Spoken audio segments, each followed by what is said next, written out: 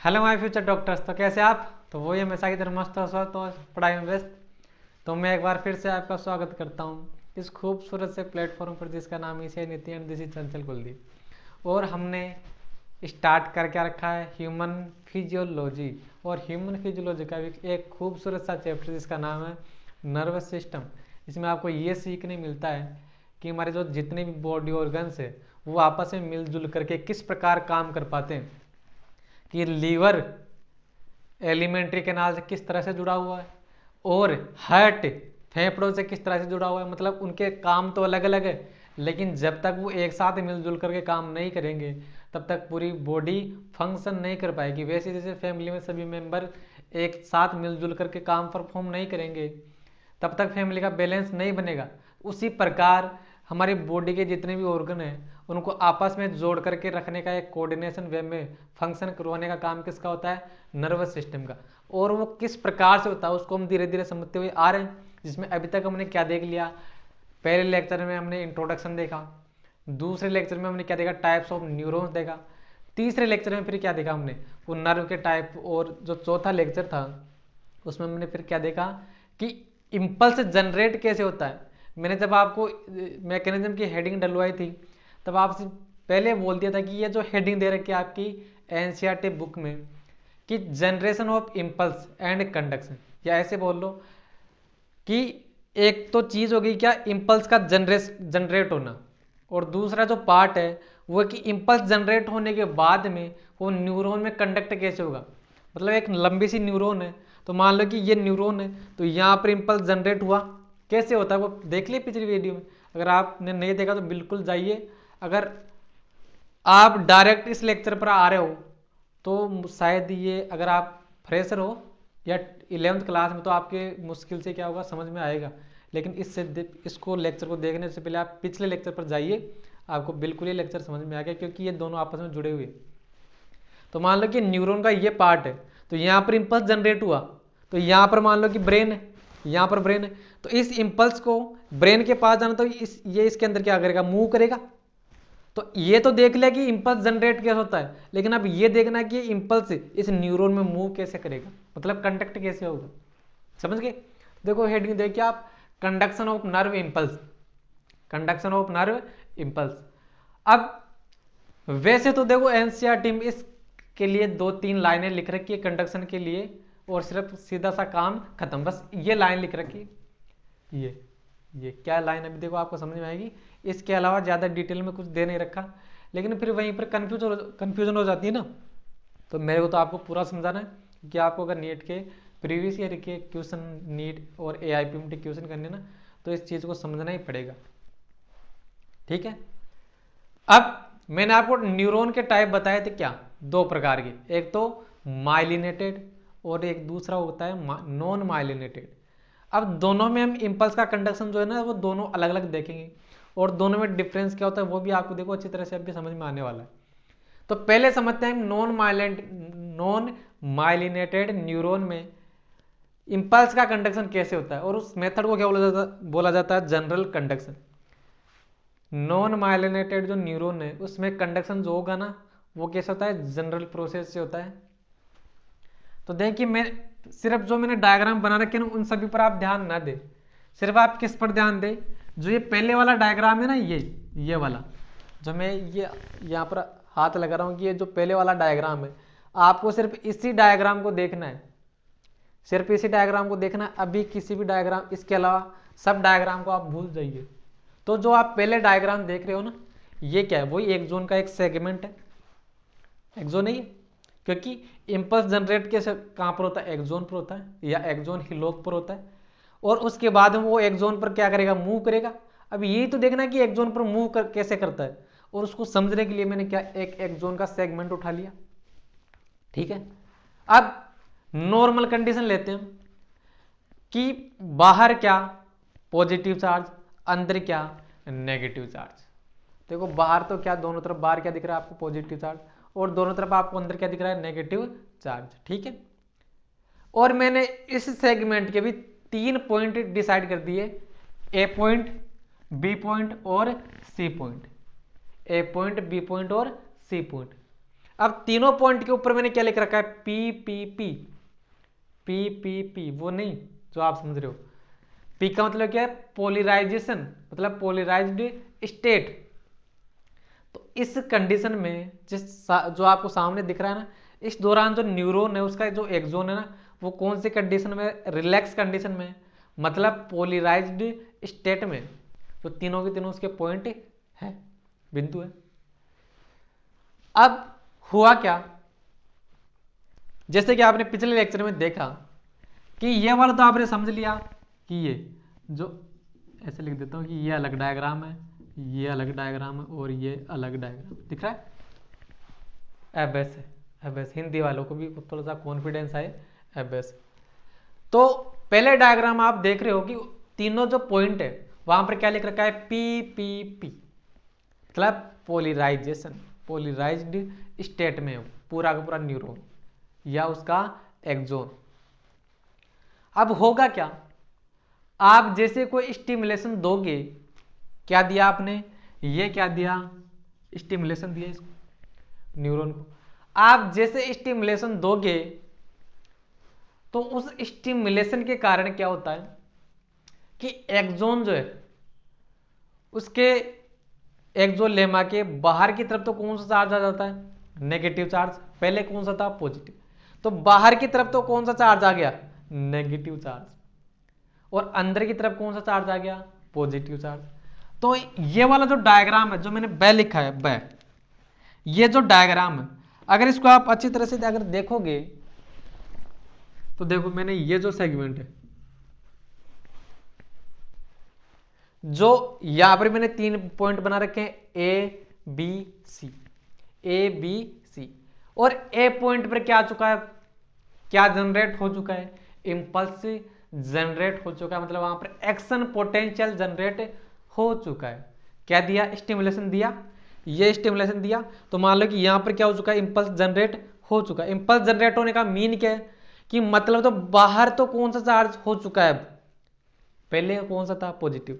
अब बाहर तो कौन सा हो चुका है, नेगेटिव। और अंदर कौन सा हो चुका है, पॉजिटिव। और यही तो क्या है, ऐसे तो इंपल्स क्या होता है, जनरेट होता है, मतलब इसी को तो एक्शन पोटेंशियल बोलते हैं। ठीक है, तो जो ए वाला पॉइंट है, एक जोन का चाहे वो ए वाला पॉइंट है, मैंने उसके ऊपर क्या लिख रखा है, डीपोलराइजेशन।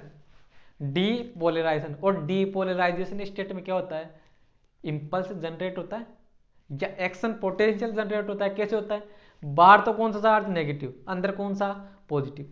तो आपको सामने अच्छी तरह से दिख रहा है कि इंपल्स से क्या हो गया, जनरेट। और मैंने ए बिंदु के ऊपर क्या लिखा, डीपोलराइजेशन। ठीक है, लेकिन एक्सोन का ये जो यहां पर जो इंपल्स जनरेट हुआ है, लेकिन इसका जो अगला वाला पार्ट है ना अभी तक, वो तो कैसा है, अभी रिलैक्स कंडीशन में, रिलैक्स कंडीशन में है कि नहीं। तो मैंने जो बी और सी पॉइंट है उनके ऊपर क्या लिख रखा है, पी पी। पिछली बार 3 पी, इस बार कितना पी, 2। मतलब बी पॉइंट और सी पॉइंट पर क्या आ रहा है, पी और पी। मतलब बी भी इस समय कौन सी कंडीशन में है, वो पोलराइज्ड स्टेट में, और सी भी कौन सी कंडीशन में, वही पोलराइज्ड स्टेट में। ठीक है, अब ये देखते हैं कि ये जो यहां पर इंपल्स जनरेट हुआ किस कारण से हुआ, किस कारण से हुआ। देखो एक बात मैं आपको समझाने की कोशिश करूं। मान लो कि ये मेरा हाथ है, ये आप ही का हाथ ले लो, आपका जो हाथ है, कोई यहां पर टच करेगा, किसी ने यहां पर टच किया, तो यहां पर जो न्यूरॉन है उस न्यूरॉन ने इसको क्या किया, सेंस किया, और उसके बाद में आपको ब्रेन को पता चला कि यहां किसी ने टच किया है मेरे को। ऐसा होता ना, ऐसे थोड़ी होता है कि यहां पर टच करेगा, उसके बाद में यहां पर टच करेगा, यहां पर टच ऐसे टच करते करते ब्रेन के पास जाएगा, फिर आपको पता चलेगा कि कोई टच कर तो रहा है। तो एक बार टच करता है तभी आपको पता चलता है ना। तो कैसे, यहां पर एक बार स्टिमुलेशन दिया गया, यहां पर स्टिमुलेशन देने के बाद में क्या जनरेट होगा, एक्शन पोटेंशियल या इंपल्स जनरेट होगा। अब वो इंपल्स ही क्या करेगा, न्यूरॉन जो आपस में जुड़ी हुई है, कनेक्टेड टू पॉइंट जुड़ी हुई है, वो इंपल्स क्या करेगा, उनके अंदर क्या होगा, कंडक्ट होगा, मतलब मूव करेगा। तो ये तो हमने देख लिया कि वो इंपल्स कैसे जनरेट होता है, लेकिन अब ये देख रहे हैं कि ये जो इंपल्स जनरेट हो चुका है ना, वो आगे मूव कैसे करेगा। समझ गए बात को। तो ये तो पिछली क्लास में आपने देख लिया था कि इंपल्स जनरेट कैसे होता है, लेकिन अब कहानी में ये देखना है कि ये इंपल्स जो जनरेट हो चुका है या एक्शन पोटेंशियल जो है वो आगे मूव कैसे करेगा। समझ रहे हो बात को? तो मूव देखो कैसे करेगा। अगर आपने थोड़ी सी फिजिक्स पढ़ी है, आपको आती, ज्यादा नहीं, थोड़ी सी फिजिक्स अगर आपको आती है, तो मैं आपको एक पॉइंट बताऊं कि जो इलेक्ट्रिकल पोटेंशियल होता है, तो वो हायर पोटेंशियल से लोअर पोटेंशियल की ओर क्या करता है, मूव करता है। इलेक्ट्रिकल जो पोटेंशियल है ना, यहां पर विद्युत विभव इलेक्ट्रिकल पोटेंशियल, वो हायर पोटेंशियल से लोअर पोटेंशियल की ओर मूव करता है। इतना तो आता ही नहीं आता, तो मेरे से सुन लो कि इलेक्ट्रिकल पोटेंशियल हायर पोटेंशियल से लोअर पोटेंशियल की ओर क्या करता है, मूव करता है। ठीक है, फिर भी आपको कोई डाउट है ना? डाउट वैसे तो मेरा क्लियर है और आपको भी मैं क्लियर है बता रहा हूँ, लेकिन आप मनीष सर के जो वीडियो उन पर कमेंट करके पूछना कि सर ने जो बताया वो क्या ठीक है क्या, तो आपका जवाब यही आएगा हाँ ठीक है। हाँ, तो इलेक्ट्रिकल जो पोटेंशियल है वो हायर पोटेंशियल से लोअर पोटेंशियल की ओर क्या करता है, मूव करता है। तो देखो क्या होगा, यहां पर आपको ए सेगमेंट पर आपको क्या दिख रहा है, बाहर की ओर नेगेटिव चार्ज, बी सेगमेंट पर बाहर की ओर क्या दिख रहा है, पॉजिटिव चार्ज दिख रहा है ना। तो क्या होगा कि यहां का जो पॉजिटिव चार्ज है, बी सेगमेंट का जो पॉजिटिव चार्ज है वो किस ओर मूव करेगा, ए सेगमेंट के नेगेटिव चार्ज की ओर मूव करेगा, मतलब हायर पोटेंशियल से लोअर पोटेंशियल की ओर। होगा कि नहीं? यहां पर भी दूसरी जो न्यूरॉन है वहां पर भी ठीक कैसे होगा ना, जो एक्सोलम में नीचे वाले एक्सोलम वहां पर भी ठीक कैसे होगा, लेकिन अंदर की तरफ भी तो बचा है भी, लेकिन अंदर की तरफ होगा क्या, अंदर की तरफ ये ऐसे मूव करेगा। देख रहे हो आप खूबसूरती, यही तो एनसीईआरटी की लाइन की खूबसूरती है कि ये एक पॉइंट लिख रखा है, ये पॉइंट देखो अभी आपको समझ में आ जाएगा, लेकिन ये क्या है और कैसे, तो उसको आप समझने की कोशिश करो कि एक्सोलेमा का जो बाहर का सेगमेंट है वहां पर तो पॉजिटिव चार्ज बी से ए की ओर मूव कर रहा है, बी से ए की ओर क्या कर रहा है, मूव कर रहा है, लेकिन जो अंदर वाला जो सेगमेंट है उसमें पॉजिटिव चार्ज जो है या जो इंपल्स है वो ए से बी की ओर मूव कर रहा है। समझे आप बात को? देखो यहां पर बाहर क्या था, पॉजिटिव चार्ज, कौन से बिंदु की बात कर रहा हूं मैं, बी बिंदु की। ए बिंदु पर क्या था, नेगेटिव चार्ज बाहर की ओर, तो ये पॉजिटिव चार्ज बी से ए की ओर जाएगा कि नहीं जाएगा, ठीक है, इधर भी ये बी से ए की ओर जाएगा, लेकिन अंदर की तरफ ए सेगमेंट पर क्या है, पॉजिटिव, बी सेगमेंट पर क्या है, नेगेटिव, तो चार्ज किस ओर जाएगा या इंपल्स किस ओर मूव करेगा, ए से बी की ओर। ठीक है, अब एक्चुअल में चार्ज मूव नहीं करेगा, एक्चुअली मूव कौन करता है, इलेक्ट्रॉन्स मूव करते हैं, आयंस मूव करते हैं। ऐसा नहीं कि पॉजिटिव नेगेटिव चार्ज मूव कर रहा है, मूव कौन करता है, इलेक्ट्रॉन मूव करेगा और कौन करेगा, आयंस मूव करेंगे। ठीक है, अब इस प्रोसेस के होने के कारण, ये बी डायग्राम आपने समझ लिया, इस प्रोसेस के होने के कारण अब देखो मैंने जो तीसरा डायग्राम बना रखा है उसके कारण होगा क्या, वही A B C point, A B C point पर तो देखो बाहर की तरफ क्या आ चुका है, ए पॉइंट पर तो बाहर की तरफ क्या आ चुका है, पॉजिटिव चार्ज। देखो मैंने अलग बना दिया, ये ए बी और सी को क्या कर दिया, अलग अलग कर दिया, तो ए पॉइंट पर तो बाहर की तरफ क्या आ चुका है, पॉजिटिव चार्ज, लेकिन अब देखो यहां से पॉजिटिव गया, यहां से पॉजिटिव गया उधर, तो यहां पर क्या जनरेट हो गया, बी बिंदु पर नेगेटिव चार्ज जनरेट हुआ कि नहीं हुआ। ठीक वैसे ही ए से क्या हुआ, पॉजिटिव चार्ज इस ओर आया, तो देखो यहां पर बी पॉइंट पर अंदर की तरफ तो क्या हो चुका है, पॉजिटिव चार्ज हो चुका है, लेकिन ए पर अंदर की तरफ क्या हो चुका है, ए नेगेटिव चार्ज डेवलप हो चुका है। और अगर आप ध्यान से देखोगे तो एक्चुअल में हुआ क्या इसके कारण, बी बिंदु पर तो क्या, कौन सी कंडीशन आ चुकी है अब, डीपोलराइजेशन, डीपोलराइजेशन, लेकिन सी तो अभी भी कौन सी स्टेज में है, पोलराइज स्टेट में। लेकिन ए बिंदु एक्चुअल में है क्या? ए बिंदु कौन सी कंडीशन में आ चुकी है? पोलराइजेशन के जैसी आ चुकी है कि नहीं?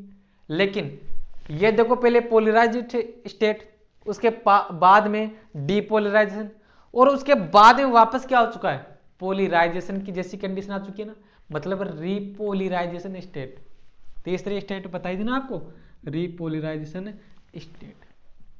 तो अगर आप ए डायग्राम को और सी डायग्राम को अगर आप ध्यान से देखोगे तो ए में तो आपको क्या दिखेगा कि ए में तो मैंने ये बताया कि इंपल्स कैसे जनरेट होता है। ये तो सिर्फ आपको छोटे से डायग्राम के द्वारा मैंने समझाया। बी डायग्राम में ये समझाया कि इंपल्स कैसे जनरेट होता है, ठीक है। लेकिन अगर आप बी और सी को कंपैरिजन करोगे, उसमें दोनों में कंपैरिजन करोगे, तो आपको ये समझ में आएगा कि ये जो यहां पर एक्शन पोटेंशियल जनरेट हुआ था, वो अब कहां पर आ चुका है? बी पॉइंट पर आ चुका है। मतलब इंपल्स आगे बढ़ चुका है, मतलब एक्शन पोटेंशियल आगे बढ़ चुका है। और इसी तरह से तो इंपल्स क्या करेगा? आगे एक जोन पर ऐसे मूव करता जाएगा। अब आगे क्या होगा? आगे वही कंडीशन, ये वापस फिर पॉजिटिव चार्ज इस ओर मूव करेगा, ये पॉजिटिव चार्ज इस ओर मूव करेगा। तो ये डीपोलराइजेशन स्टेट अब यहां पर आ चुकी होगी, और ये वापस कौन सी स्टेट में आ चुका होगा? रीपोलराइजेशन। सिंपल। समझ में आया कि नहीं आया? आ गया? आ गया तो बहुत अच्छी बात। तो ये तो हमने देखा कौन सी में? नॉन माइलिनेटेड में। यहां पर कंडक्शन कैसा होगा? General conduction. लेकिन अगर आप माइलिनेटेड में देखोगे तो एनसीईआरटी में इसके बारे में वैसे तो कुछ लिख नहीं रखा, लेकिन इस पर क्वेश्चन आ चुका है। तो मैंने जब आपको माइलिन शीट पढ़ाया तो आपको बताया था एक पॉइंट कि कुचालक परत होती है, कुचालक परत होती है। तो देखो, अगर वो समझ में आएगा तो ये समझ में आ चुका है आप सीधा सीधा। तो देखो वही ABC point, polarisation polarisation polarisation, वही क्या दिया हमने? स्टिमुलेशन दिया। ये क्या हो चुका है? बार नेगेटिव अंदर पॉजिटिव, मतलब डीपोलराइजेशन। लेकिन अगर मान लो कि चार्ज पॉजिटिव चार्ज इस ओर मूव करना चाहेगा तो क्या कर पाएगा? क्यों? क्योंकि बीच में कुचालक परत कौन सी? ये जो माइलिन शीट है वो आ चुकी है ना। तो इस कारण होगा क्या कि पॉजिटिव चार्ज ऐसे कूद कूद करके क्या होगा? आगे मूव करेगा। तो देखो यहां पर नेगेटिव, यहां पर पॉजिटिव, तो वापस आगे क्या होगा? ऐसे कूद करके क्या होगा? है जंपिंग कंडीशन आएगी। तो ये तो वापस क्या? रीपोलराइजेशन, ये डीपोलराइजेशन और ये पोलराइजेशन। समझ गया? समझ गए ना? हाँ। तो ऐसे क्या होगा कि इंपल्स आगे तो बढ़ेगा, लेकिन नॉन माइलिनेटेड में तो वो सीधा मूव करेगा जनरल प्रोसेस के द्वारा। लेकिन माइलिनेटेड में वहां पर माइलिन शीट प्रेजेंट होने के कारण वो जो चार्ज है वो क्या करेगा? आगे कूद करके जंप। इसी कारण तो इसको क्या बोला जा रहा है? Node to node. ये जो जहां पर माइलिन शीट नहीं वो उनको क्या बोला जाता है? Nodes of Ranvier. तो यहां पर जो इंपल्स का कंडक्शन वो कैसे होगा? नोड टू नोड या जंपिंग कंडक्शन, या इसको कंगारू कंडक्शन भी बोला जाता है। कंगारू जैसे आपने देखा होगा, फिल्मों में देखा होगा, टीवी में देखा होगा, या अगर आप ऑस्ट्रेलिया जाकर के आए हो तो आपने लाइव भी देखा होगा किसी ने। तो कंगारू जब चलता है ना तो वैसे कूद करके चलता है। तो वैसे ही इस कारण इसको क्या बोला जा रहा है? Kangaroo conduction. अब एक तो आप डायरेक्ट सीधा चलो और एक कूद करके चलो, तो स्पीड आपकी कहां पर ज्यादा होगी? जहां पर कूद कर जंप मार करके चलोगे तो वहां पर इंपल्स की स्पीड कैसी होगी? ज्यादा। और जहां पर जनरल प्रोसेस वहां पर स्पीड कैसी होगी? Slow speed. सिंपल। आया समझ में? आया समझ में तो आप इसको नोट कर लो। लेकिन उसके बाद में 2 पॉइंट और है, तो आप इनको भी आप देख ही लो। एनसीईआरटी की लाइन है कि इंपल्स कंडक्शन इन एक्सोलेमा, इंपल्स कंडक्शन इन एक्सोलेमा। तो आउटर सरफेस पर तो वो कैसे होता है? बी पॉइंट से ए पॉइंट की ओर, बी पॉइंट से ए पॉइंट की ओर। देखो आप इसमें, देखो आप इंपल्स कंडक्शन बाहरी सतह पर तो किस ओर हो रहा है? बी से ए की ओर हो रहा है कि नहीं? अगर आपको नहीं दिख रहा तो मैं साइड में हो जाता हूँ। देखो यहाँ पर आप देखोगे तो एक्सोलेमा की जो आउटर सरफेस है वहां पर इंपल्स कैसे कंडक्ट हो रहा है? बी से ए की ओर। लेकिन अंदर की ओर कैसे हो रहा है? वो ए से बी की ओर हो रहा है कि नहीं? अब ये जो एनसीईआरटी ने लाइन लिखी है, एनसीईआरटी ने लाइन लिखी है ना, तो ये एनसीईआरटी ने जब लाइन लिखी है तो ऊपर डायग्राम बना रखा है। ऊपर क्या बना रखा है? डायग्राम। तो वहां पर ए बी सेगमेंट जैसे मैंने यहां पर बनाया ना, तो वैसे ही ए बी सी सेगमेंट वहां पर एनसीईआरटी बना रखे। लेकिन अगर मान लो कि इनका नाम ही चेंज कर दे, इसका नाम बी कर दिया, इसका नाम सी कर दिया, फिर आपसे पूछ रहा है, तो आप तो बोलोगे ऐसा तो एनसीईआरटी में है ही नहीं। अरे तो एनसीईआरटी में जो वो लिख रखा है वो डायग्राम ऊपर बना रखा है, उसके अकॉर्डिंग लाइन लिख रखी है नीचे। अगर आपके पेपर में कोई और पॉइंट डिसाइड करके दे रहा है वो, कि मान लो कि ए है ही नहीं वहां पर, सिर्फ डायरेक्ट कहां से स्टार्ट कर दिया, बी से सी और डी, तो फिर क्या होगा, क्या होगा, बाहर तो सी से बी की ओर और अंदर बी से सी की ओर, सिंपल सी बात। जहां पर ए होगा ही नहीं तो वहां पर ए कहां से चूज करोगे आप। समझ में आया कि नहीं आया? ठीक है, तो ये तो एनसीईआरटी की बात थी, और यहां पर हमारा कंडक्शन भी पूरा होता है। लेकिन एक पॉइंट आता है, थ्रेस होल्ड स्टिमुलाई। ठीक है, थ्रेस होल्ड स्टिमुलाई किसको बोला जाता है?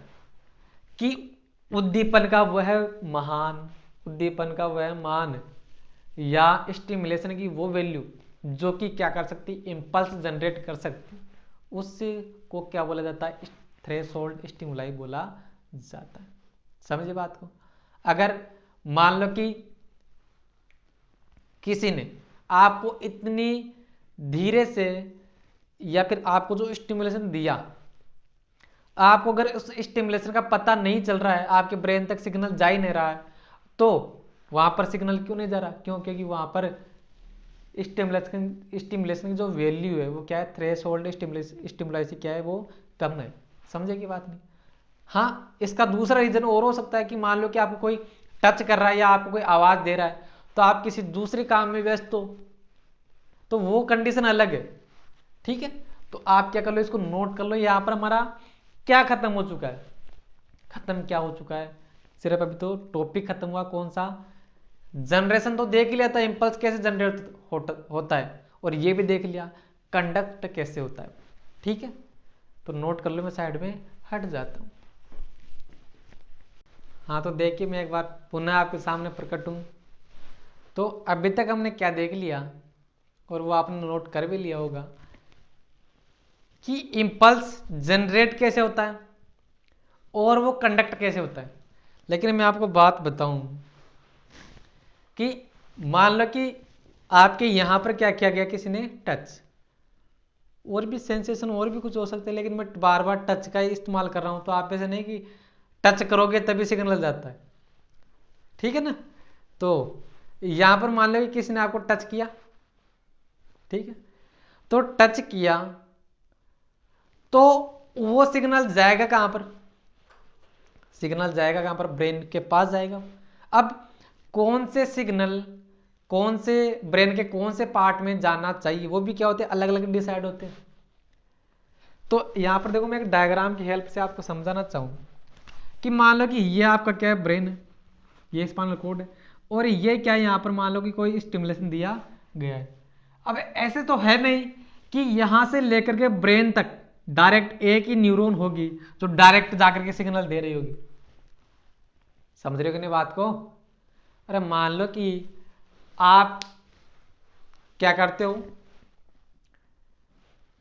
कि आप यहां से जाते हो, कहां पर जाना चाहते हो? आप अमेरिका जाना चाहते हो। ठीक है, आप किसी ग्रामीण एरिया में रहते हो और वहां से आप अमेरिका जाना चाहते हो। अब ऐसे तो है नहीं, अमेरिका में भी कोई जगह होगी, कोई वहां पर भी कोई सिटी होगी, कोई विलेज होगा। ऐसे ही नहीं कि अमेरिका जाना है तो एयरपोर्ट पर जाकर के थोड़ी बैठोगे आप। तो आपको अपने गांव से कहां पर जाना है? अमेरिका जाना है। ठीक है, तो ऐसे थोड़ी है कि आपके घर के बाहर हवाई जहाज खड़ी है, तो वो आप जैसे घर के बाहर आए, हवाई जहाज में बैठे, हवाई जहाज वो उड़ेगी और वो जाकर ले जाकर के आपको एयरपोर्ट पर भी नहीं, जहां पर आप जाना चाहते हो अमेरिका के जिस गांव में, वहां पर आपको उतार देगी। ऐसा थोड़ी होता है। कैसे जाओगे आप? टुकड़ों में जाओगे ना। पहले कहां पर जाओगे? वहां पर जाओगे जहां पर बस स्टैंड है, तो आप बस यहाँ अपने घर से गए गाड़ी में बस स्टैंड तक, फिर बस से कहां पर जाओगे आप? कहां पर? जहां पर क्या हवाई जहाज है आपकी, जहां पर टिकट बुक है, जहां पर स्टेशन है, आप वहां पर जाओगे। फिर वो एरोप्लेन वहां से क्या उड़ान भरेगी और आपको अमेरिका के जो भी वहां की राजधानी है वहां पर ले जाकर के आपको क्या करेगी, लैंड करेगी। फिर वहां से आपको गाड़ी पकड़ करके, टैक्सी पकड़ करके आपको अपने जो भी लोकेशन है आपको जाना पड़ेगा। ऐसा ही तो होता है ना। ऐसे थोड़ी कि एक प्लेन आपके गांव से उड़ी और अमेरिका के जिस गांव में जाना है वहां पर आप गए, ठीक है। ऐसा भी नहीं होगा कि आपके पास पैसे ज्यादा तो आप, मैं हेलीकॉप्टर निकलवा लूंगा, वो ज्यादा दिन उड़ेगा नहीं। तो वैसे होगा क्या कि मान लो कि यहां पर टच किया जा रहा है ना, तो ऐसे नहीं कि यहां से लेकर के ब्रेन के पास एक ही पूरी न्यूरॉन वो जाकर के सिग्नल दे देगी, ऐसे नहीं होगा। ऐसे नहीं कि यहां पर सिग्नल वो स्टिमुलेशन दिया तो वो कंडक्ट होते होते क्या होगा, ब्रेन के पास चला जाएगा, ऐसे नहीं होगा। यहां से लेकर के यहां तक एक न्यूरॉन, फिर उसके आगे दूसरी न्यूरॉन, फिर तीसरी न्यूरॉन, फिर चौथी न्यूरॉन। तो मतलब न्यूरॉन टू न्यूरॉन आपस में क्या होते हैं, जुड़े रहते हैं। तो मान लो कि यहां तक एक न्यूरॉन थी, ये अगली न्यूरॉन, ये उससे अगली न्यूरॉन। तो मैंने आपको ये तो समझा दिया कि आप जब स्टिमुलेशन दोगे तो यहाँ पर इम्पल्स कैसे जनरेट होगा, ये इम्पल्स कैसे जनरेट होगा, इम्पल्स कैसे जनरेट होगा, इम्पल्स कैसे जनरेट होगा, ठीक है। तो ये इम्पल्स जनरेट होगा, तो मैंने इम्पल्स भी जनरेट करके बता दिया आपको कि कैसे होता है। और ये भी मैंने आपको समझा दिया कि वो इम्पल्स इस न्यूरॉन में मूव कैसे करेगा, मतलब वो कंडक्ट कैसे होगा, ठीक है। दो चीजें मैंने आपको बता दी, एक तो जनरेट कैसे होगा और दूसरी चीज कंडक्ट कैसे होगा। मतलब कंडक्ट किसके लिए यूज किया जा रहा है, एक ही न्यूरॉन में जब वो रन कर रहा है ना, तो मान लो कि न्यूरॉन है, तो वो जब एक ही न्यूरॉन में ऐसे रन कर रहा है आगे आगे, तो उसको क्या बोल रहे हैं हम, कंडक्ट, ठीक है। लेकिन मान लो कि वो आपने ये क्या दिया, ये क्या था, इसके डेंड्रोन थे, ये लास्ट में क्या थे, एक्सोन है। तो आपने यहाँ पर स्टिमुलेशन जो दिया, यहाँ पर एक्शन पोटेंशियल जनरेट हुआ, अब वो कंडक्ट होता होता कहाँ पर आ गया, यहाँ पर आ गया, और आखिर में वो सिनेप्टिक नोब के पास आ गया। लेकिन सिनेप्टिक नोब के आगे क्या है, सिनेप्टिक नोब के आगे अगली न्यूरॉन आएगी, अगली न्यूरॉन होगी यहाँ पर जो आगे सिग्नल को लेकर के जाएगी। तो अब हमको ये समझना है कि ये जो स्टिमुलेशन आपने दिया है वो अगली न्यूरॉन तक कैसे पहुंचेगा। समझी बात को, एक अकेली न्यूरॉन ब्रेन तक सिग्नल को ना तो ले जा सकती है और ना ब्रेन से ऑर्गन तक ले जा सकती। तो आप समझ रहे हो कि मैं आपको यह समझाने की कोशिश कर रहा हूं कि न्यूरॉन में तो हमने जनरेशन भी देख लिया, कंडक्शन भी देख लिया, लेकिन अब हमको यह समझना है कि वो आपने जो स्टिमुलेशन दिया है या जो आप एक्शन पोटेंशियल जनरेट हुआ है वो अगली न्यूरॉन में कैसे ट्रांसफर होगा। समझिए बात को, तो मैं ये आपको समझाने की कोशिश कर रहा हूं। तो हेडिंग ही देखो क्या लिख रखी है मैंने, transmission of nerve impulse. Conduction नहीं है ये, कंडक्शन तो मैंने आपको समझा दिया। कंडक्शन तो कब बोल रहे इसको, जब वो एक ही न्यूरॉन में चल रहा है ना एक्शन पोटेंशियल, तब उसको क्या बोला जा रहा है, कंडक्शन बोला जा रहा है। समझे कि नहीं, ठीक है। तो हम ये समझेंगे कि वो ट्रांसमिट कैसे होगा, ट्रांसमिट कैसे होगा। उससे पहले हमको ये एक चीज समझनी पड़ेगी, साइनेप्स। तो साइनेप्स क्या है, तो साइनेप्स एक्चुअल में क्या है कि देखिए आप कि मान लो कि ये एक न्यूरॉन था, तो यहां पर इंपल्स जनरेट हुआ, तो वो इंपल्स जनरेट होता हो तो आखिर में कहां पर आ गया, वो जो न्यूरॉन है उसके आखिरी सिरे पर आ गया। अब वो अगली न्यूरॉन पर क्या होगा, ट्रांसफर होगा। तो ये जो दो न्यूरॉन के बीच का जो जंक्शन है, दो न्यूरॉन के बीच का जो जंक्शन है ना, इसी को क्या बोला जा रहा है, इसी को बोला जाता है साइनेप्स। अब ऐसे शब्द तो मैं ऐसे भी इस्तेमाल कर सकता था कि आप पहले जिन्हें जो 12th कर रखी है या 11th जिन्होंने कर रखी है तो वो समझ जाएंगे कि मैं क्या बोलना चाह रहा हूं। तो मैं शब्द तो ऐसे भी इस्तेमाल कर सकता था कि सिनेप्टिक नोब और डेंड्रोन के बीच में जो जंक्शन होता है उसी को क्या बोला जाता है, सिनेप्स बोला जाता है।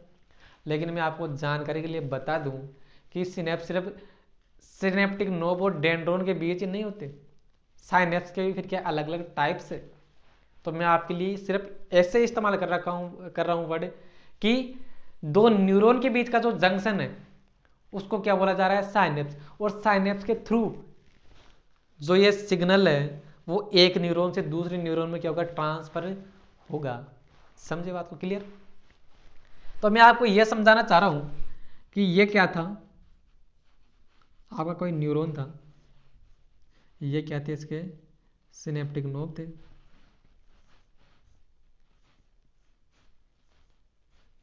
ये क्या थे, सिनेप्टिक नोब। और फिर ये आगे अगला वाला क्या आ गया, न्यूरॉन आ गया, इसके ये क्या है, डेंड्रोन। तो मैं ये समझाने की कोशिश कर रहा हूँ आपको, ये इम्पल्स यहाँ पर क्या होगा, जनरेट हुआ यहाँ पर इम्पल्स जनरेट हुआ। अब वो आगे से बढ़ता बढ़ता बढ़ता बढ़ता मतलब कंडक्ट होता हुआ तो वो कहाँ पर आ चुका है, सिनेप्टिक नोब के तक आ चुका है, सिनेप्टिक नोब तक आ चुका है। अब सिनेप्टिक नोब से उस सिग्नल को कहाँ पर पहुंचाना है, अगला जो न्यूरॉन है ना उसके डेंड्रोन तक उसको क्या करना है, हमको पहुंचाना है। तो मैंने ये जो डायग्राम यहाँ पर बना रखा है ना, ये वाला जो डायग्राम बनाया, ये मैंने बड़ा करके क्या बनाया, ये जो न्यूरॉन है ना उस न्यूरॉन के आखिरी का एक जो पोर्शन है सिनेप्टिक नोब, तो मैंने यहाँ पर सिनेप्टिक नोब को बढ़ा करके दर्शाया आपको कि सिनेप्टिक नोब तक तो सिग्नल पहुंच चुका है ना। अब हमको ये देखना है कि सिनेप्टिक नोब पर सिग्नल आने के बाद में, ये सिनेप्टिक नोब है और ये क्या है, ये अगली न्यूरॉन है। अगली न्यूरॉन का ये डेंड्रोन मान सकते हो आप, साइटोन भी मान सकते हो। तो ये अगली न्यूरॉन है, ये क्या है, सिनेप्टिक नोब है। तो हमको ये देखना है कि सिनेप्टिक नोब से ये अगली न्यूरॉन के डेंड्रोन तक कैसे जा रहा है सिग्नल। समझ बात को, मैंने जो डायग्राम बनाया क्या। अच्छा, तो बहुत अच्छी बात, आपको समझ में आया।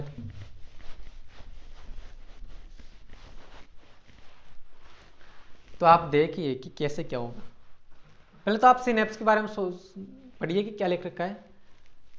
यह एक संधि स्थल है, संधि स्थल मतलब जंक्शन, जंक्शन है जो दो न्यूरॉन के मध्य मिलता है, दो न्यूरॉन के मध्य मिलता है। इसके द्वारा इंपल्स एक न्यूरॉन से दूसरे न्यूरॉन तक पहुंचता है। आप लैंग्वेज की खूबसूरती देखिए, आप एनसीईआरटी में इसको बहुत ही घुमा फिरा करके लिख रखा है ना, तो आप लैंग्वेज की खूबसूरती देखिए यहाँ पर कि दो न्यूरॉन के बीच में एक संधि स्थल है जो कि आवेगों के संचरण में क्या कहता है, सहायता करता है। इसको क्या बोला जाता है, सही सिनेप्स बोला जाता है। समझ में आया, ठीक है, तो समझ में आया तो अच्छी बात। तो मैं यहाँ पर लिख रहा हूँ कि लेबलिंग कर रहा हूँ मैं इसकी, ये क्या क्या है। पहले तो कि यहाँ पर जो ये आपको पार्ट दिख रहा है ये क्या है, बताइए बताइए क्या, ये टीलोडेंड्रिया है। क्या ये टीलोडेंड्रिया। अब जिनको टीलोडेंड्रिया नहीं पता है तो आप क्या करें, पिछले लेक्चर पर जाइए या अपने पिछले जो आपके नोट्स है वहां पर जाइए, वहां पर स्ट्रक्चर ऑफ न्यूरॉन देखिए और ये देखिए कि टीलोडेंड्रिया किसको बोला जा रहा है। दिमाग के घोड़े दौड़ाइए आप और ये देखिए कि टीलोडेंड्रिया किसको बोला जा रहा है। अरे वही न्यूरॉन एक्सोन की जो ब्रांचिंग जहाँ से सिनेप्टिक नोब उत्पन्न हो रहा था उसी की जो ब्रांचिंग क्या बोला जाता है, एक्सोन की ब्रांचिंग क्या बोला जाता है, टीलोडेंड्रिया। और उनके आखिरी से पर क्या जुड़े रहते हैं, सिनेप्टिक नोब जुड़े रहते हैं। समझ गए मतलब, ये क्या टीलोडेंड्रिया और ये पूरा का पूरा क्या सिनेप्टिक नोब। अब आपको ये भी पता होगा,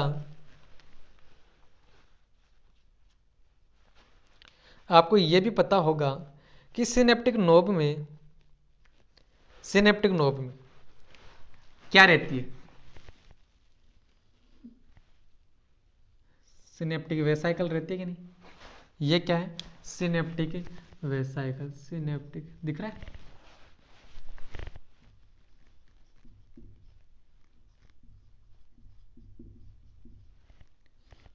सिनेप्टिक वेसाइकल। और सिनेप्टिक वेसाइकल में क्या भरा रहता है ये भी आपको अच्छी तरह से पता है। सिनेप्टिक वेसाइकल में क्या भरा रहता है, न्यूरो ट्रांसमीटर। तो इन सिनेप्टिक वेसाइकल में क्या भरा हुआ है अंदर, neuro transmitter.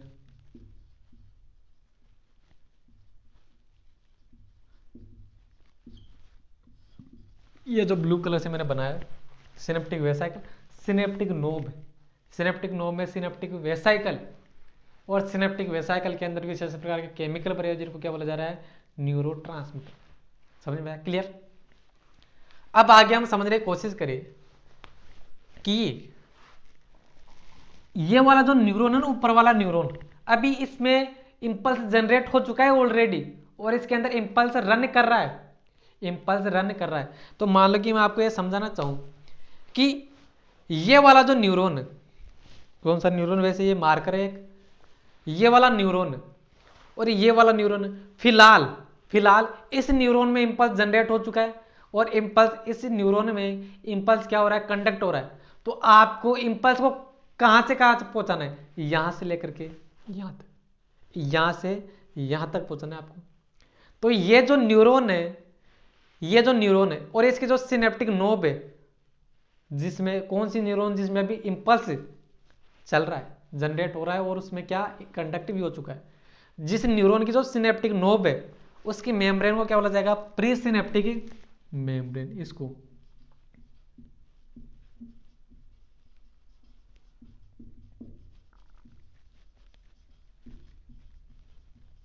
Pre synaptic membrane मतलब जिसमें इंपल्स है भी, जिसमें एक्शन पोटेंशियल जनरेट हो चुका है और इसमें कंडक्ट भी हो रहा है, और जिसमें हमको एक्शन पोटेंशियल आगे पहुंचाना है या जनरेट करना है, उस न्यूरॉन की मेम्ब्रेन को, या ये एक्चुअल में क्या डेंड्रोन ही तो है, तो उनको क्या बोला जाएगा, पोस्ट सिनेप्टिक मेम्ब्रेन। तो ये क्या है,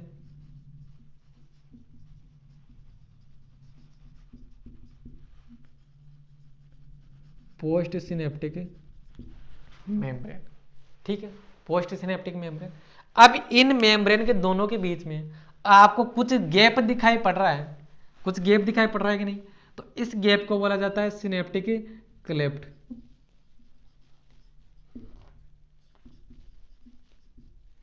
सिनेप्टिक क्लेफ्ट, समझे बात को। तो अगर मैं ये बोलूं कि pre synaptic membrane plus synaptic cleft और पोस्ट सिनेप्टिक मेम्ब्रेन, ये दोनों न्यूरॉन के बीच में जंक्शन क्रिएट कर रहा है कि नहीं कर रहा, जंक्शन क्रिएट कर रहा है, बिल्कुल कर रहा है। और इन्हीं तीनों को मिलाकर के क्या बोला जा रहा है, इन्हीं तीनों को मिलाकर के बोला जा रहा है क्या, इन्हीं तीनों को मिलाकर के बोला जा रहा है साइनेप्स। साइनेप्स, समझ गए आप।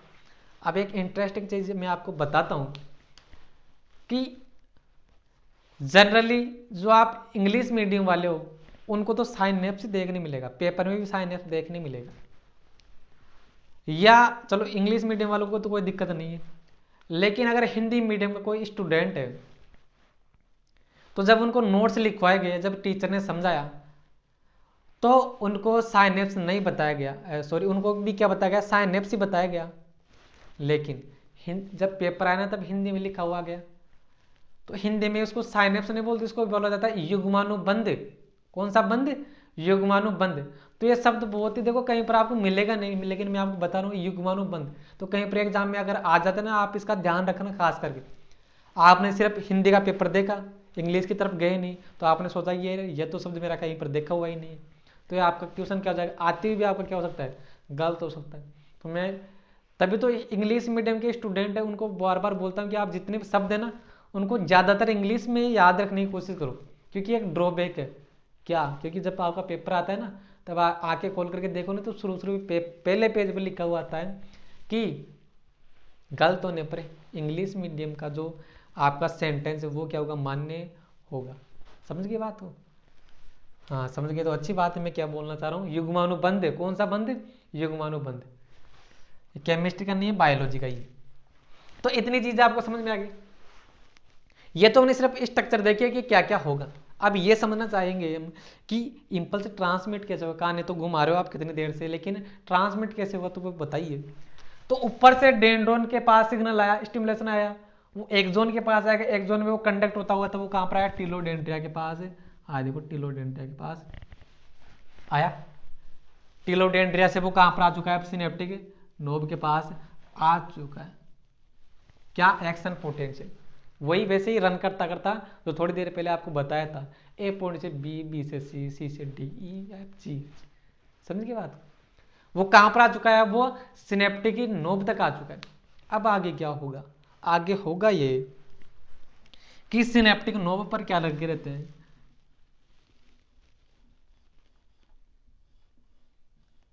क्या लगे रहते हैं, ये देखिए, ये देखिए, देखिए जरा इसको ध्यान से। ये क्या है, ये है कैल्शियम वीजीसी। कौन सी वीजीसी, कैल्शियम वीजीसी। कैल्शियम वीजीसी, वीजीसी का मतलब क्या था, वोल्टेज गेटेड चैनल। मतलब ऐसे चैनल जो वोल्टेज के स्पेसिफिक वैल्यू पर या मान पर क्या होते हैं, वो खुलते हैं। तो जब तक यहाँ पर कोई भी वब नहीं होगा तब तक तो ये क्या रहेंगे, बंद रहेंगे। और जैसे ही ये जो एक्शन पोटेंशियल है ये रन करता करता कहां पर आएगा, कैल्शियम वीजीसी तक पहुंचेगा, तो ऑटोमेटिक कैल्शियम वीजीसी क्या हो जाएंगे, ओपन हो जाएंगे। और कैल्शियम वीजीसी है तो जैसे ही ओपन होंगे ना तो बाहर यहाँ पर आईसीएफ में क्या पड़ा रहता है, आईसीएफ में यहाँ पर क्या पड़ा रहता है, कैल्शियम। देखो ये टॉपिक ऐसा है कि यहाँ पर लिखा है कम जाएगा, लेकिन आपको समझना ज्यादा पड़ेगा यहाँ, क्योंकि जो क्वेश्चन यहाँ से इस टॉपिक से बनेंगे बहुत ही क्रिएटिव टाइप के क्वेश्चन बनेंगे। आपको जितनी थ्योरी लिखाई जाए इनमें, जो जनरेशन, कंडक्शन और साइनेप्स है, इन तीनों में जितनी आपको थ्योरी लिखाई जाए उतनी कम है, लेकिन यहाँ पर जो क्वेश्चन बनेंगे वो बहुत ही क्रिएटिव टाइप के क्वेश्चन बनेंगे। तो एक बार समझा रहा हो ना, तो यहीं पर समझ लेते चलो, तो उसी का क्या ढूंढेंगे अपने दिमाग में उसको जो बातें मैं आपको बता रहा हूँ अपने दिमाग में उनको रखना है, और उससे क्या करना है, आपको क्वेश्चन भी सोल्व करना है। समझ गए बात को? तो जैसे ही वोल्टेज कहां पर पहुंचेगा, कैल्शियम वीजीसी तक पहुंचेगा, तो कैल्शियम वीजीसी क्या होंगे, ओपन। और जैसे ही कैल्शियम वीजीसी से ओपन होंगे तो कैल्शियम कहां पर एंटर करेगा, तो कैल्शियम कहां पर एंटर करेगा, वो कैल्शियम एंटर कर गया कहां पर, अंदर सिनेप्टिक नोब के अंदर कैल्शियम एंटर कर चुका है। ठीक है, अब ये कैल्शियम जाकर के बाइंड किसके साथ होगा, वो सिनेप्टिक वेसाइकल के साथ क्या होगा, बाइंड होगा। समझ गए? एक्शन पोटेंशियल आया सिनेप्टिक नोब तक, कैल्शियम वीजीसी ओपन हुए, कैल्शियम अंदर एंटर हुआ, किसके साथ बाइंड हुआ, वो सिनेप्टिक नोब के साथ बाइंड हुआ। अब जैसे सिनेप्टिक नोब के साथ बाइंड होगा तो वहां पर दो फंक्शन करवाए गए। एक तो क्या करेगा, ये जो सिनेप्टिक नोब है वो क्या करने लगेगी, मूव करने लगेगी, मतलब गति करने लगेगी। एक तो इनकी सिनेप्टिक नोब को क्या करवाएगा, वो गति, सॉरी सिनेप्टिक वेसाइकल को क्या करवाएगा, गति प्रदान करेगा। और दूसरा काम क्या करेगा कि जो सिनेप्टिक वेसाइकल्स है उनकी मेम्ब्रेन को क्या करने लगेगा, ये तोड़ने लगेगा, मतलब उनको कमजोर बनाने लगेगा। तो मान लो कि जो सिनेप्टिक नोब है, ये सॉरी सिनेप्टिक वेसाइकल है, ये गति करती करती कहां पर आ गई, नीचे की तरफ आ गई, नीचे की तरफ आ गई। ठीक है, इसमें इसके अंदर क्या भरा हुआ है, न्यूरोट्रांसमीटर भरा हुआ है। ये गति करती करती यहां पर आ गई। अब ये कैल्शियम क्या कर रहा है, इसको कमजोर भी बना रहा है इस मेम्ब्रेन को। तो ये सिनेप्टिक वेसाइकल जैसे जाकर के कहां पर टच होगी, इस प्री सिनेप्टिक मेम्ब्रेन के साथ जैसे टच होगी तो ये मेम्ब्रेन यहां से क्या होगी, फट जाएगी। प्री सिनेप्टिक मेम्ब्रेन भी फट जाएगी और सिनेप्टिक वेसाइकल की मेम्ब्रेन भी क्या होगी, फट जाएगी। तो ये आपके यहाँ पर एनसीईआरटी में से जो डायग्राम बना रखा है ना, ये ऐसे डायग्राम बना रखा होगा, तो वो क्या है, वहां पर क्या हो चुका है कि प्री सिनेप्टिक मेम्ब्रेन और वहां पर क्या सिनेप्टिक वेसाइकल की मेम्ब्रेन क्या हो चुकी है, फट चुकी। अब ये फट चुकी है तो आपको अच्छी तरह से पता है कि सिनेप्टिक वेसाइकल में क्या भरा हुआ था, न्यूरोट्रांसमीटर भरा हुआ था। तो न्यूरोट्रांसमीटर अब कहां पर रिलीज होने लगेगा, वो सिनेप्टिक क्लेफ्ट में रिलीज होने लगेगा कि नहीं। देखो न्यूरोट्रांसमीटर कहां पर रिलीज हुआ, सिनेप्टिक क्लेफ्ट में रिलीज हुआ। ठीक है, लेकिन यहां पर क्या होगा, सिनेप्टिक क्लेफ्ट में तो न्यूरोट्रांसमीटर तो रिलीज हो गया, लेकिन अब आगे क्या होगा, तो आगे मैं बताऊं कि आगे क्या होगा। जो अगली न्यूरॉन है उनके जो डेंड्रोन है, जिनकी मेम्ब्रेन को क्या बोला जा रहा है, पोस्ट सिनेप्टिक मेम्ब्रेन बोला जा रहा है, वहां पर क्या लगे होंगे, रिसेप्टर लगे होंगे। ये क्या लगे होंगे, रिसेप्टर। तो ये क्या है एक्चुअल में, ये क्या है, रिसेप्टर।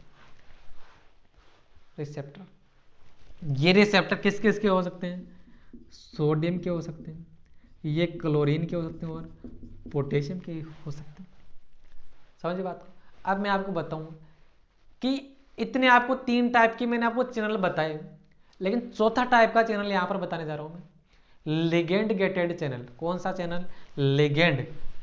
लिगेंड आप कोऑर्डिनेशन केमिस्ट्री में पढ़ते भी हो ना, केमिस्ट्री में लिगेंड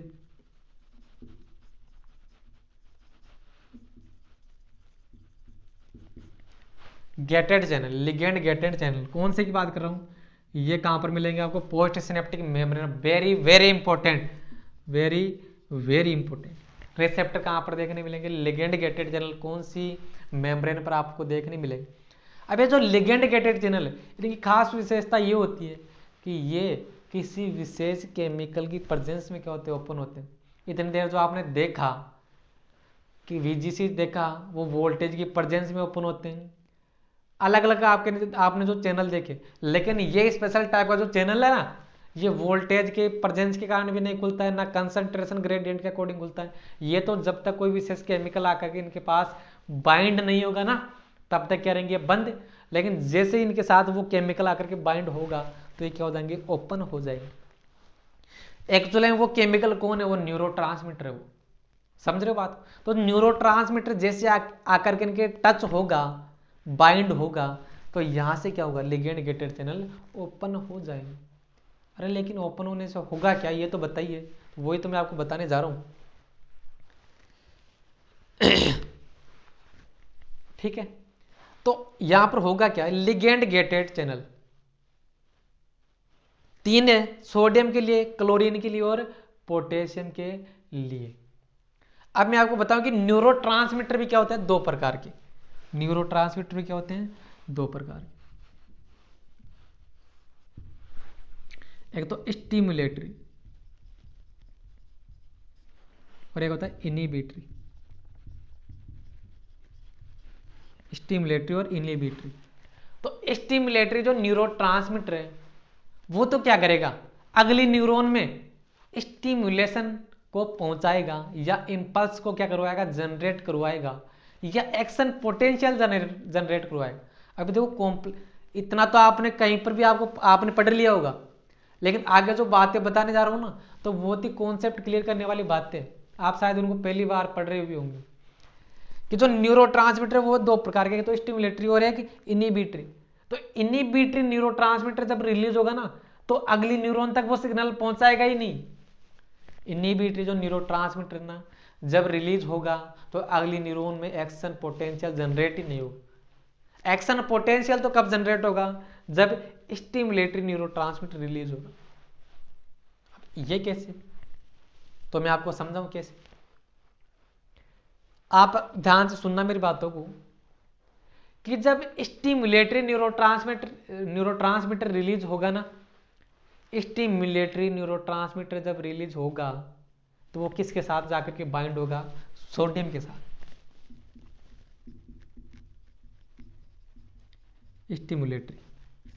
स्टिमुलेटरी न्यूरोट्रांसमीटर जाकर स्टिमुलेटरी न्यूरोट्रांसमीटर जब रिलीज होगा, तब वो कौन से लिगेंड गेटेड चैनल के साथ ज्वाइन होगा, सोडियम के लिगेंड गेटेड चैनल के साथ ज्वाइन होगा या बाइंड होगा। अब सोडियम के लिगेंड गेटेड चैनल खुलेंगे तो अंदर एंटर करेगा कौन, अंदर एंटर करेगा कौन, सोडियम एंटर करेगा। जैसे स्टिमुलेटरी न्यूरोट्रांसमीटर रिलीज हुआ तो वो जाकर के बाइंड किसके साथ हुआ, सोडियम के जो लिगेंड गेटेड चैनल है उनके साथ बाइंड हुआ और वो खुले। और जैसे वो खुले तो यहां पर जो सिनेप्टिक क्लेफ्ट में सोडियम आयन पड़े हुए थे वो कहां पर एंटर कर गए, कहां पर एंटर कर गए, वो अंदर एंटर कर गए, कहां पर, पोस्ट सिनेप्टिक मेम्ब्रेन के अंदर या डेंड्रोन के अंदर एंटर कर गए। अब आप याद करिए पिछला लेक्चर कि जब डीपोलराइजेशन होता है तब क्या होता है, एक्चुअल में सोडियम बाहर से अंदर एंटर करता है, इस कारण बाहर तो कौन सा चार्ज डेवलप होता है, नेगेटिव, अंदर कौन सा, पॉजिटिव। तो जब सोडियम बाहर से अंदर आएगा तब यहां पर मेम्ब्रेन पर जो पॉजिटिव चार्ज है ना रिलैक्स कंडीशन में, अब यहां पर सोडियम के अंदर आने के कारण बाहर तो कौन सा चार्ज डेवलप होगा, नेगेटिव, अंदर कौन सा डेवलप होगा, पॉजिटिव। अरे यही तो डीपोलराइजेशन है, समझी बात को। तो ये क्या हो चुका है, इस मेम्ब्रेन में डीपोलराइजेशन हो चुका है, ठीक है। और मतलब इस न्यूरॉन में एक्शन पोटेंशियल जनरेट हो चुका है। अब वो आगे कंडक्ट होगा इस न्यूरॉन में और वहां पर पहुंचने के बाद आखिरी तक जब आएगा वो सिनेप्टिक नोब, फिर ऐसे ही कहां पर अगली न्यूरॉन में वो ट्रांसमिट होगा। तो ये तो मैंने कहानी किसकी बता दी, स्टिमुलेटरी न्यूरोट्रांसमीटर की बता दी। लेकिन इनिबिटरी जो न्यूरोट्रांसमीटर है वो सिग्नल्स को रोकते कैसे, देखो जब इनिबिटरी न्यूरोट्रांसमीटर जब रिलीज होगा तब वो किसके साथ ज्वाइन होते हैं, तब वो किसके साथ ज्वाइन होते हैं, क्लोरीन और पोटेशियम के साथ क्या होते हैं, ये इनिबिटरी।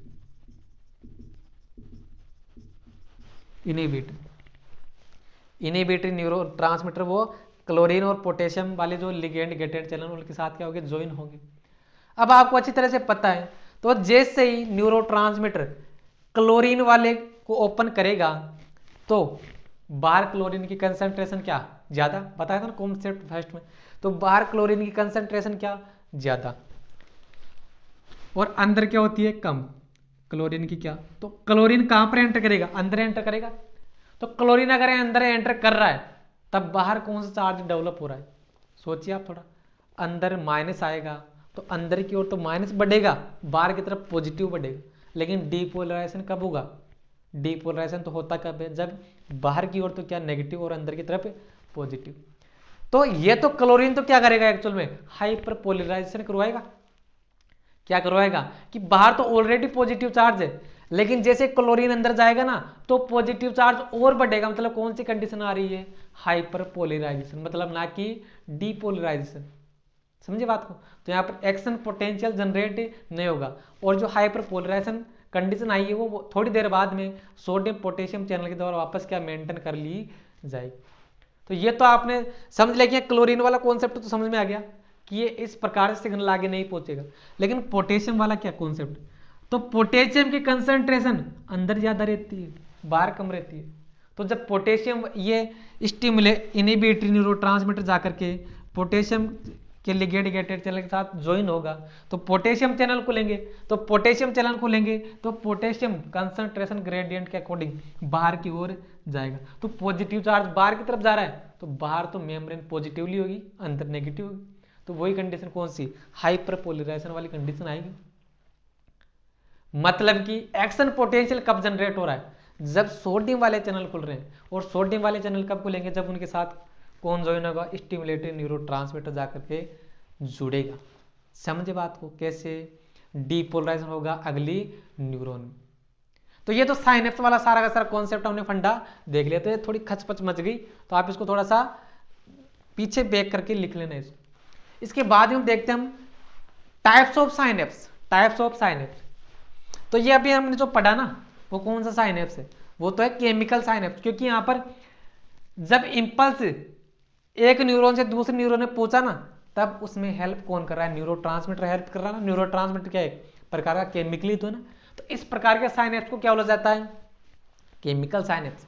केमिकल साइनेप्स की विशेषता देखिए आप, transmission of nerve impulse with the help of specific type of chemical, जिन्होंने क्या बोला जा रहा है, न्यूरोट्रांसमीटर, हिंदी में बोलो तंत्रिका संचारी। यहां पर सिनेप्टिक क्लेफ्ट आपको देखने मिल रही, अच्छी तरह से देखने मिल रही।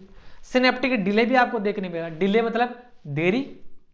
तो एक न्यूरॉन से दूसरे न्यूरॉन में जाएगा तो न्यूरोट्रांसमीटर रिलीज होगा, वो खुलेगा, सोडियम गेटेड चैनल खुलेगा, ये लिगेंड गेटेड चैनल खुलेगा, तब देर तो लगेगी ना। तो डिले तो यहाँ पर बिल्कुल होगा। लेकिन ह्यूमन में इस प्रकार के जो सिनेप्स बहुत ही अधिक संख्या में देखने मिलते हैं, वेरी वेरी इंपॉर्टेंट। लेकिन दूसरा जो है इलेक्ट्रिकल सिनेप्स, इलेक्ट्रिक सिनेप्स आप ऐसे अज्यूम कीजिए आप कि ये वाली न्यूरॉन, इस वाली न्यूरॉन का डेंड्रोन इस वाली न्यूरॉन के साइनेप्टिक नोब के साथ एकदम क्या है, जुड़ा हुआ है। समझ रहे हो बात, ये वाला प्री पोस्ट सिनेप्टिक मेम्ब्रेन, इस प्री सिनेप्टिक मेम्ब्रेन दोनों आपस में क्या हुई, जुड़ी हुई। तो यहां पर जो देखो ऐसे जुड़ी हुई, दोनों एक साथ, दोनों एक साथ ऐसे जुड़ी हुई, कोई भी सिनेप्टिक क्लेफ्ट प्रेजेंट नहीं। तो यहां पर जो इंपल्स कंडक्ट हो रहा है, इस वाले में इंपल्स कंडक्ट हो रहा है, वो डायरेक्ट यहां पर ट्रांसफर हो जाएगा कि नहीं हो जाएगा, ठीक है। तो वो कब होगा, जब उन दोनों के बीच में सिनेप्टिक क्लेफ्ट एब्सेंट होगी। और इस प्रकार के सिनेप्स को क्या बोला जाएगा, इलेक्ट्रिकल सिनेप्स। तो खास विशेषता देखिए आप, transmission of nerve impulse by the help of charge, ना कि न्यूरोट्रांसमीटर केमिकल के साथ। और यहां पर जो इंपल्स का ट्रांसमिशन होगा तो वो कैसे होता है, एक्सोन के समान। देखो ये लाइन क्या है कि यहां पर देखो इंपल्स कंडक्ट हो रहा था, इंपल्स कंडक्ट हो रहा था, लेकिन अगर ये दोनों जुड़े हुए आपस में तो इंपल्स जब ट्रांसमिट होगा ना तो ऐसे लगेगा कि दोनों वो इंपल्स क्या है, एक ही न्यूरॉन की एक्सोन के अंदर क्या कर रहा है, वो रन कर रहा है। तो ये लाइन ये मीन है इस लाइन का। तो एक्सोन के समान क्या होता है, ट्रांसमिशन होता है।